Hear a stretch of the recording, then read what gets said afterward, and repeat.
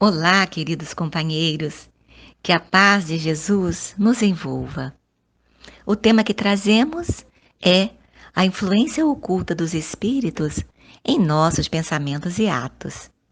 Estudo baseado no Livro dos Espíritos, nas questões 459 a 469, referente ao livro segundo, capítulo 9, que trata da intervenção dos espíritos no mundo corpóreo. Allan Kardec indaga aos espíritos superiores na questão 459 da referida obra. Influem os espíritos em nossos pensamentos e em nossos atos? Muito mais do que imaginais. Influem a tal ponto que de ordinário são eles que vos dirigem. A resposta dos espíritos a Kardec nos dá uma noção exata do intercâmbio existente entre os espíritos desencarnados e encarnados. Intercâmbio, portanto, real e constante. Na Revista Espírita de 1858, são registrados alguns fatos que provam a influência que os espíritos exercem sobre os homens. Assistíamos, como naquela noite, a uma representação teatral com outro médium vidente. Travando conversação com o espírito espectador, disse-nos ele: "Vês aquelas duas damas, sós, naquele camarote de primeira ordem? Pois bem, estou esforçando-me por fazer que elas deixem a sala." Dizendo isso, o médium o viu ir colocar-se no camarote em questão e falar às duas damas. De súbito, estas, que se mostravam muito atentas ao espetáculo, se entreolharam, parecendo consultar-se mutuamente. Depois, retiram-se e não voltam mais. O espírito nos fez um gesto cômico, querendo significar que cumprira o que dissera, mas nós não o tornamos a ver, para pedir-lhe explicações mais amplas. É assim que muitas vezes fomos testemunha do papel que os espíritos desempenham entre os vivos. Na influência que os espíritos exercem, existe um fator importantíssimo, que é a sintonia. O que é sintonia? Modo semelhante de pensar, de sentir, em que há acordo, concordância. No sentido figurado, significa reciprocidade, simpatia, que faz que alguém se aproxime de outrem. A influência que os espíritos exercem sobre nossos pensamentos e atos não se faz como alguém forçando a porta. Tem que haver um acordo de uma parte ou de várias, quando é coletiva esta influência. Aí começamos a compreender a corresponsabilidade nos processos de influência espiritual, seja para o bem, seja para o mal. Existem as boas influências, em que uma mente é estimulada pela outra para o progresso espiritual. Essa influência benéfica, podemos de forma geral vê-la no lar, no ambiente doméstico, nos processos educativos com os bons exemplos dos pais, através da educação que os pais nos proporcionam. Portanto, a responsabilidade dos pais é imensa, porque recebem um ser que está em processo de esquecimento do passado e que está em vias de uma reeducação através da reencarnação. Assim, podemos ver que a primeira influência que recebemos quando aqui chegamos é dos nossos familiares, dos nossos pais ou daqueles que ocupam o papel de pais. A primeira educação é no lar, é onde recolhemos as primeiras influências. Depois, nós vamos adquirir novas influências na escola, no ambiente de estudo, na vida em sociedade, em nossos relacionamentos sociais, à medida que vamos saindo do estado infantil, caminhando para a adolescência, fase adulta e velhice. As influências positivas sempre promovem a nossa melhoria, ao passo que as negativas nos fazem sofrer e não impulsionam o nosso progresso espiritual. Às vezes vem uma influência que tem toda a aparência de algo positivo, mas após um exame aprofundado, verificamos que não é. E podemos fazer uma correlação dessas influências com a passagem do Evangelho. Sepulcros caiados de branco por fora, mas cheios de podridão por dentro. Agora, meus irmãos, focalizando ainda mais a sintonia, vamos trazer uma passagem da vida de Simão Pedro. Simão Pedro é para nós símbolo de grande transformação moral. E, inicialmente, Pedro vacilava na fé, porém, com o escoar dos anos, tornou-se um autêntico pescador de almas, conquistando o reino dos céus no altar do coração. O livro Boa Nova nos traz uma passagem que nos mostra Pedro oscilando entre influências boas e más. No referido livro trazido pelo espírito Humberto de Campos, Psicografia de Chico Xavier, no capítulo 21, conta-nos que todos se achavam em Cesareia de Filipe quando Jesus perguntou: "E que dizem os homens a meu respeito?" Uns dizem que és João Batista ressuscitado, outros que és o profeta Jeremias, e ainda outros dizem que és Elias. Naquele instante Jesus inquiriu: "Mas vós, quem dizeis que eu sou?" Simão Pedro, impulsionado por uma energia superior, exclamou comovido: "Tu és o Cristo, o Salvador, o Filho de Deus vivo." Jesus, envolvendo-o em um amoroso sorriso, disse-lhe: "Bem-aventurado sejas tu, Simão, porque não foi a carne que te revelou estas verdades, mas meu Pai que está nos céus. Neste momento, entregaste a Deus o coração e falaste a sua voz." Em seguida, Jesus prevê as dores da prisão, os testemunhos, os sofrimentos. Simão Pedro, modificando a atitude mental do primeiro momento, aproximou-se do Messias e falou-lhe, em particular: "Mestre, convém não exagerardes as vossas palavras. Onde estaria Deus com a justiça dos céus? Os fatos que estáis prevendo dizem-nos que o Pai não é tão justo."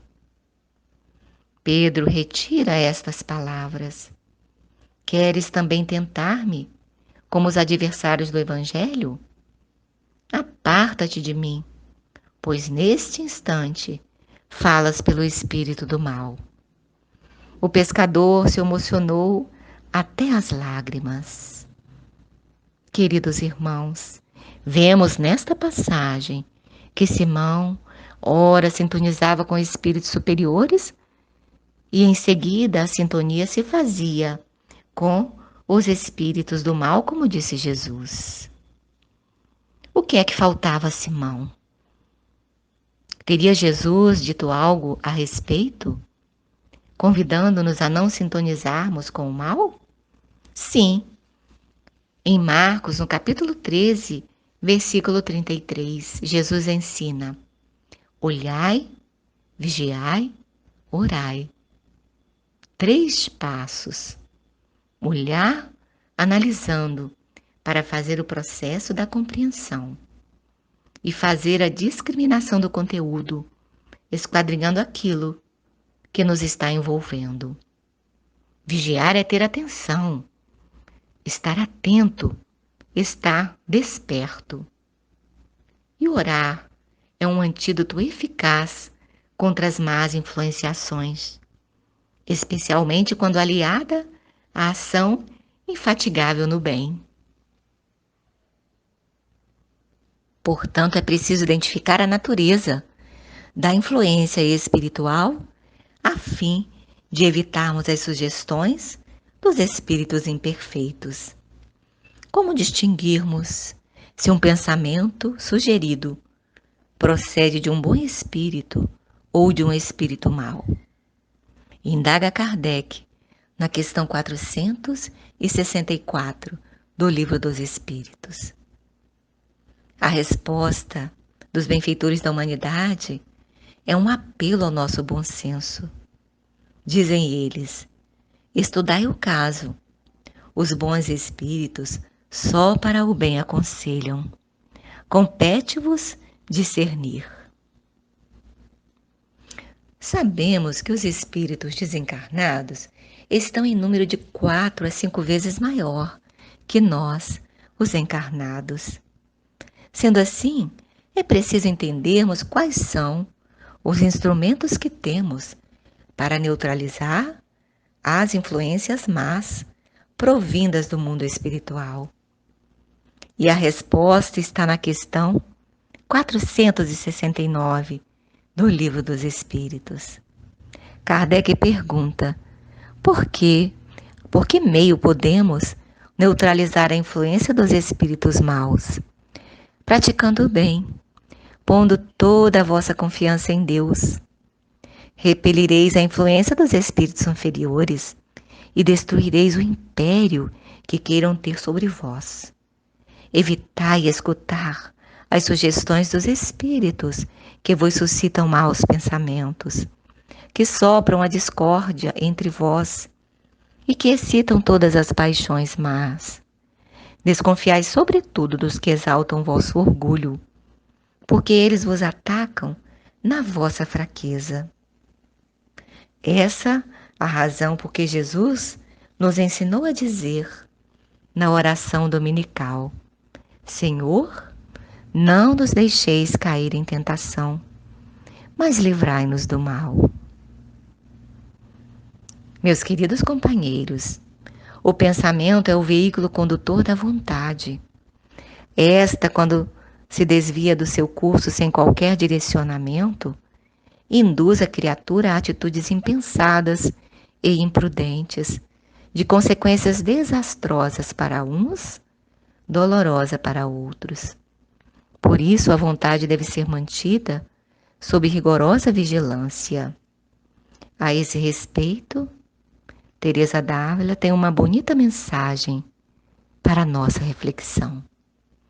Diz-nos Teresa d'Ávila: o mundo é cerâmica sublime em pleno cosmos.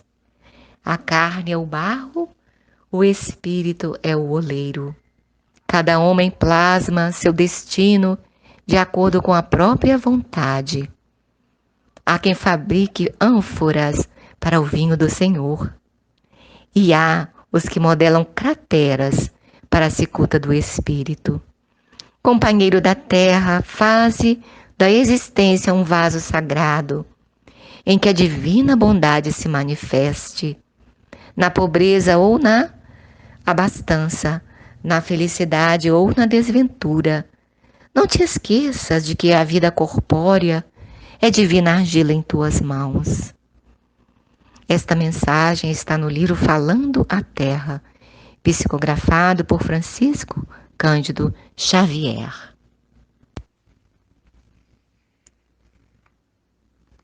Bem, meus irmãos, a comunicação, o intercâmbio mental entre encarnados e desencarnados é tão natural, simples e sutil que muitas vezes ocorre sem ser percebido.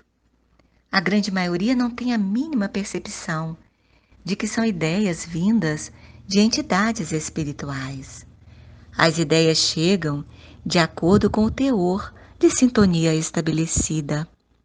Assim, vidas podem ser salvas com um pequeno atraso, com uma vontade inexplicável de mudar de rua para chegar ao trabalho, com retorno para se buscar algo que se esqueceu, e tantas outras pequenas alterações cotidianas de que raramente se dá conta o encarnado. Portanto, cabe a cada indivíduo preparar e proteger muito bem o seu campo mental, para que dele se aproximem os semeadores do bem, a fim de que as boas sementes produzam e frutifiquem. Campo mental protegido, colheita abundante e saudável. Ou, como disse Teresa d'Ávila, sendo cada um de nós um vaso sagrado em que a bondade divina se manifeste. Quais são os caminhos para que estabeleçamos sintonia com os espíritos superiores? A oração, a dedicação à leitura de livros edificantes, estudos doutrinários, ter atitudes renovadas, o exercício do bem.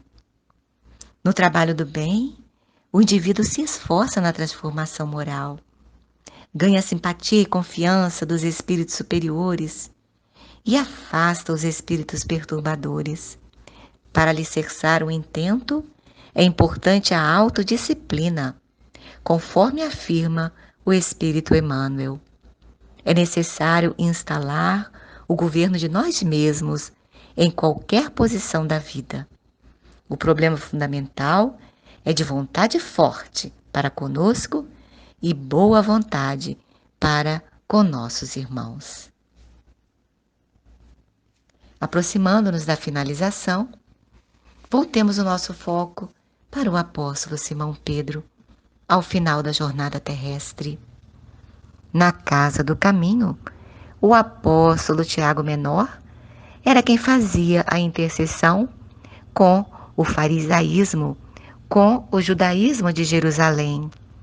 De outro lado, em Antioquia, estava o desbravador, o divulgador do Evangelho, o convertido doutor da lei, agora Paulo de Tarso, ao lado dos cristãos não judeus.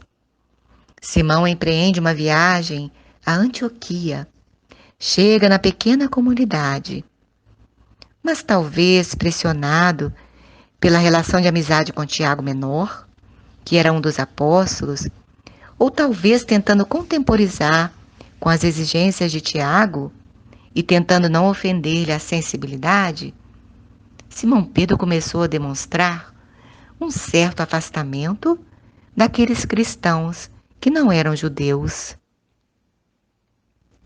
Paulo de Tarso, percebendo a atitude do ex-pescador, usou sua franqueza habitual, esperou o momento da reunião pública, quando Paulo toma a palavra e diante de todos repreende Simão Pedro, na sua atitude de afastamento dos incircuncisos. Logo a plateia se dividiu, uma parte ao lado de Simão, outro grupo ao lado de Paulo. Um momento, segundo Emmanuel, de extremo perigo para o cristianismo nascente. A primeira divisão poderia ocorrer ali. Simão Pedro ficou aturdido com aquilo, sem saber como reagir. Fez uma prece fervorosa. O ex-pescador rogou a Jesus que lhe conceda a inspiração necessária para a fiel observância dos seus deveres. Foi envolvido por uma paz e uma serenidade inigualáveis. De olhos úmidos, enquanto Paulo e Barnabé se debatiam, Pedro tinha a impressão de ver Jesus no dia do Calvário.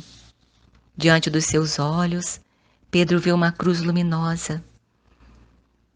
Alguns gritavam, uns defendendo Paulo, outros defendiam Simão.